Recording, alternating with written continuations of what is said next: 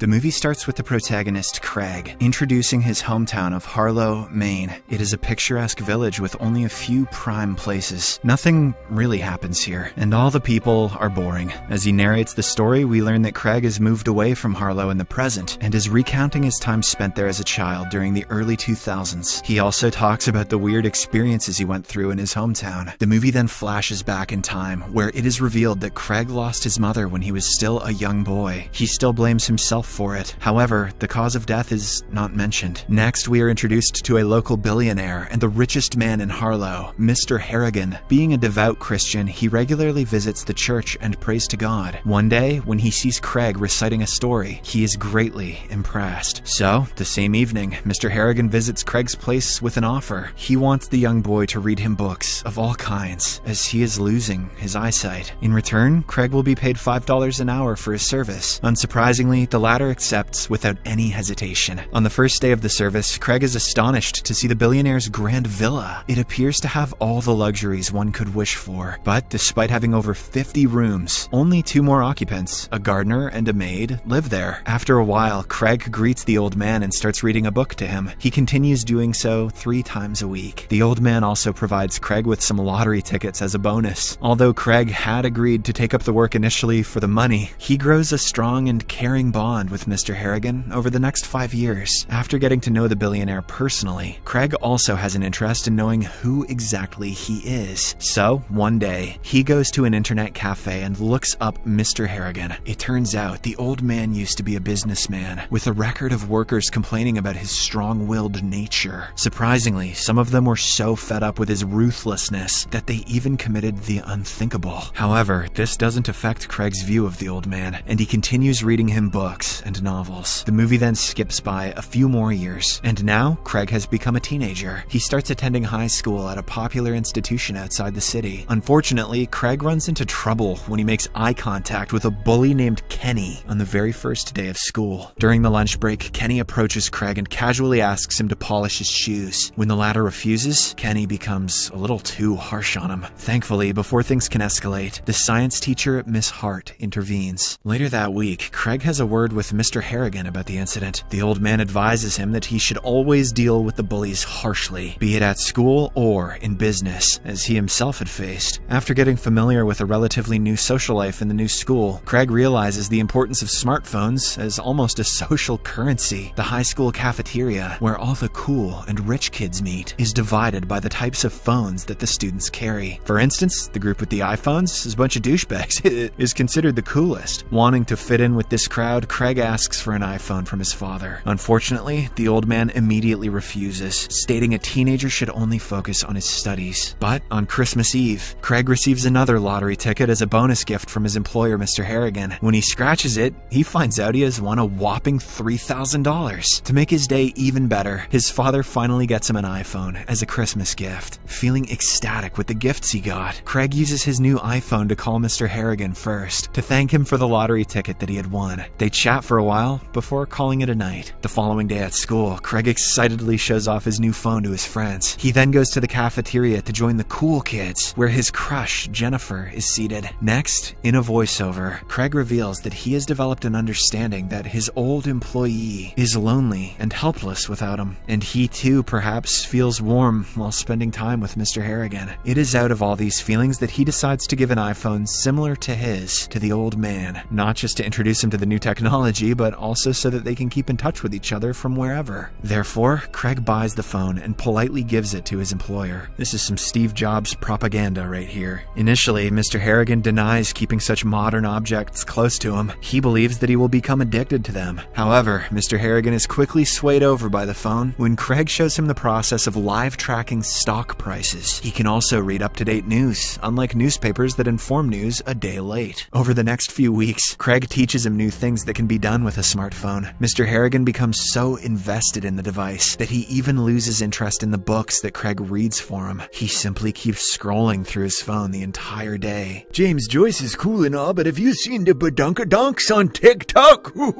As days pass, we see Mr. Harrigan getting caught up with diseases, as he has to wear oxygen masks at night. Unfortunately, tragedy soon strikes, as one morning, when Craig visits the huge house as part of his routine, he finds Mr. Harrigan lying dead. dead from his old age-related sickness. Since the two housekeepers are on leave, he panics and calls his dad, and the latter advises him to stand by until help arrives. Till then, Craig, with tears in his eyes, reads a book for his close friend one last time. Cut to the next scene. Craig, his father, and a few community people gather together for Mr. Harrigan's funeral. The teenager is devastated after losing his companion, but he still manages to read some of his favorite books. He then decides to secretly put Mr. Harrigan's phone inside the corpse's clothes before it is buried. Soon after the funeral, Craig and his father are approached by Mr. Harrigan's personal finance manager. They learn that the old man has left Craig a large sum of $800,000 in his will to help him with the cost of higher studies.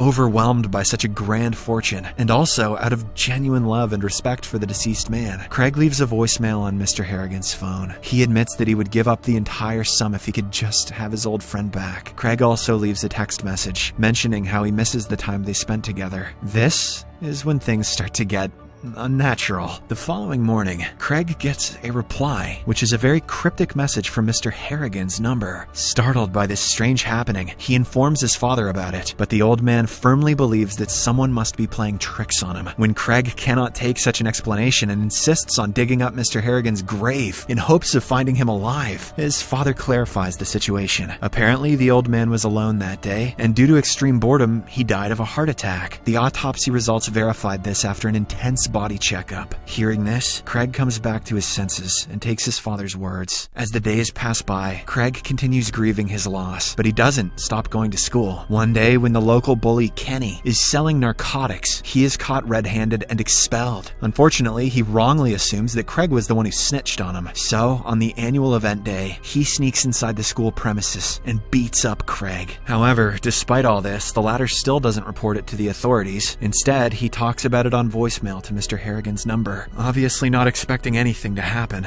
but only as a means of sharing his grief. But, to everyone's surprise, Kenny is soon found dead in an accident. Although it was reported that the bully was heavily drunk and had fallen from his second-story bedroom, we see his body with a can of shoe polish in his hand, and some polish smeared on his mouth. This is eerily interesting, because in the very first interaction that Craig and Kenny had, the bully had threatened Craig to either polish his shoes or eat the whole thing. Meanwhile, Craig loses his mind, as he now firmly believes that the ghost of Mr. Harrigan killed the bully. Shaken up to the core, he researches more into Mr. Harrigan's past and finds out about a man who was once employed by the billionaire, but was fired after he was apparently caught stealing. A few days later, this man was also found dead, just like many of the other employees who worked for Mr. Harrigan over the years. Craig is at a loss for words because he believes his former close friend was evil. He also decides to change his phone number by buying a new one. However, he keeps the old phone, as it is the first one he ever had. For a while, everything seems fine, as Craig graduates high school and gets into college for a journalism course in Boston. He narrates that he is doing quite well in his studies, but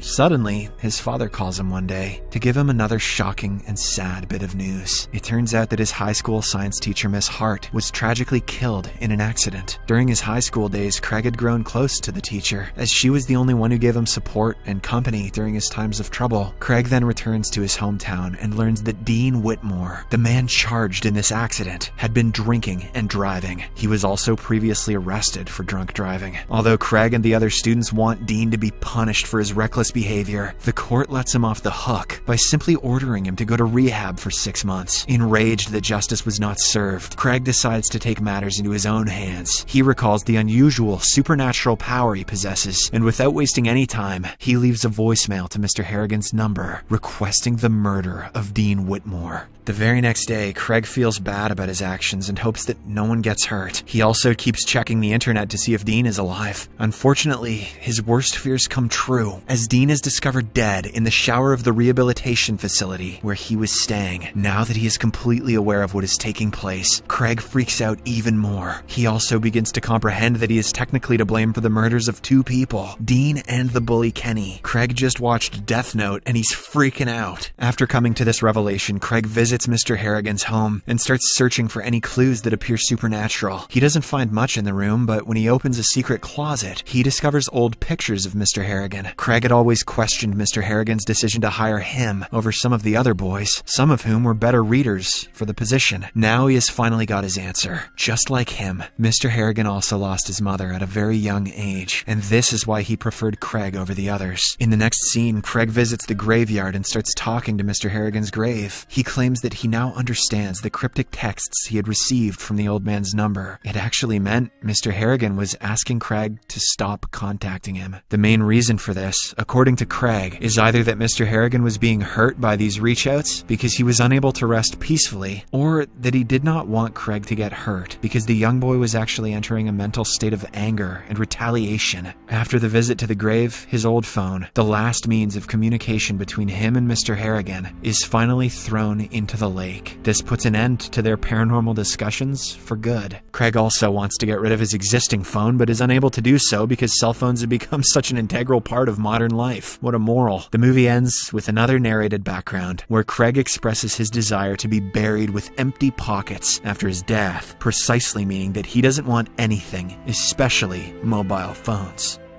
Subscribe for more videos like this, turn on notifications, and leave a like to help the channel out. Thank you for watching.